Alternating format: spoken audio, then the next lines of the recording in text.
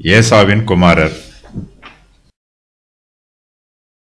ஏசாவின் குமாரர் எலிபாஸ், ரகுவேல், எயூஷ், யாலாம், கோராகு என்பவர்கள். எலிபாசின் குமாரர் தேமான், ஓமார், செப்பி, கத்தாம், கேனாஸ், திம்னா, அமலேக்கு என்பவர்கள். ரகுவேலின் குமாரர் நகாத், சேராகு, சம்மா, மீசா என்பவர்கள்.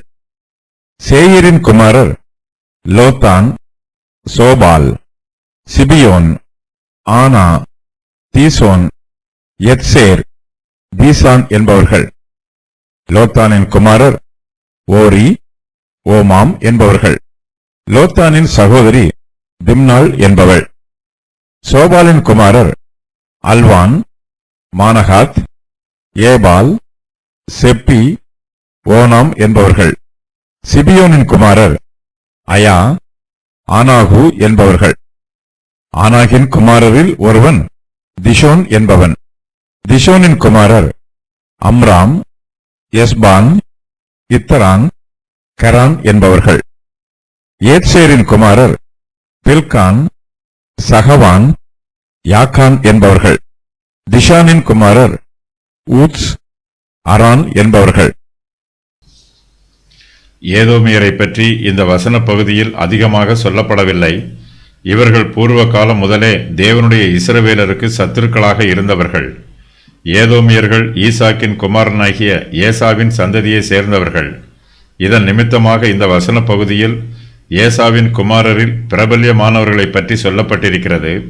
எலிபாஸ் என்பவன் யோபுவின் புஸ்தகத்தில் கூறப்பட்டிருக்கும் தேமானியன். அமலேக்கியர்கள் இஸ்ரவேலின் விரோதிகளாக வேதாகமத்தில் வர்ணிக்கப்பட்டிருக்கிறார்கள். இஸ்ரவேல் புத்திரர் எகிப்து தேசத்தில் இருந்து வெளியேறிய போது அமலேக்கியரே இவர்கள் மீது முதலாவதாக யுத்தம் பண்ணினார்கள். இதனால் இவர்களுடைய சந்ததியில் யுத்தம் உண்டாகும் என்றும் இறுதியில் அமலேக்கியர் அழிக்கப்படுவார்கள் என்றும் கர்த்தர் ஆணையிட்டார். அமலேக்கியரில் அவர்களில் அநேகரை சவுல் அழித்து போட்டார். ஆனாலும் அவர் அமலேக்கியரை முழுவதுமாக அழிக்கவில்லை. சவுல் அமலேக்கியரை முழுவதுமாக அழிக்காமல் அவர்களை தப்ப வைத்ததற்காக சவுலின் ராஜ்யபாரம் அவரை விட்டு நீங்கிற்று. சேயரின் குமாரர் ஓரியர் ஆவார்கள். ஏதோமில் ஏசாவுக்கு முன்பாக இவர்கள் குடியிருந்தார்கள். இவர்கள் இங்கு ஏசாவின் சந்ததியாராக கூறப்பட்டிருக்கிறார்கள். இவர்களுக்குள் கலப்பு விவாகம் நடைபெற்றபடியினால் இங்கு சேயரின் குமாரர் என்று ஒரே ஜாதியாக இவர்களை பற்றி கூறப்பட்டிருக்கிறது.